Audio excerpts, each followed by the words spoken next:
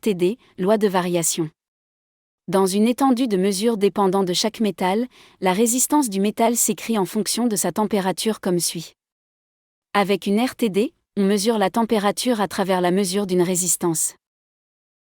La mesure d'une résistance peut se faire avec une bonne précision et une variation d'un centième de degré peut être mesurée. Les thermomètres à résistance à fil de platine pure sont les plus utilisés. La résistance est mesurée à l'aide d'un montage en pont de Wheatstone, qui permet de convertir la résistance en tension circuit conditionneur.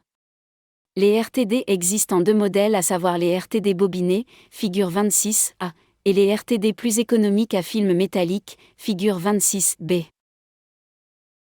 Les RTD sont classés par leur résistance nominale à 0 degré Celsius. Exemple, sonde platine de 100 ohms ou 1000 ohms, pour 0 degré Celsius, on dit alors couramment une PT100.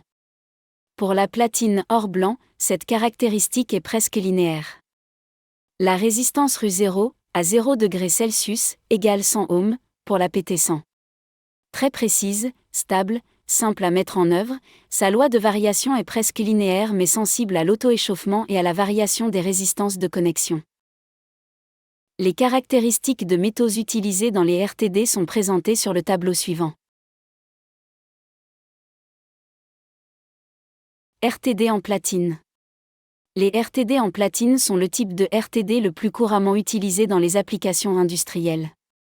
En effet, le platine possède une excellente résistance à la corrosion, une excellente stabilité à long terme et mesure une large gamme de températures, -200 à +850 degrés Celsius. RTD en nickel. Les RDT en nickel sont moins chers que ceux en platine et présentent une bonne résistance à la corrosion. Cependant, le nickel vieillit plus rapidement avec le temps et perd de sa précision à des températures plus élevées. Le nickel est limité à une plage de mesure de -80 à +260 degrés Celsius. RTD en cuivre. Les RTD en cuivre ont la meilleure résistance à la linéarité de température parmi les trois types de RTD. De plus, le cuivre est un matériau peu coûteux. Cependant, le cuivre s'oxyde à des températures plus élevées. Le cuivre est limité à une plage de mesure de -200 à +260 degrés Celsius.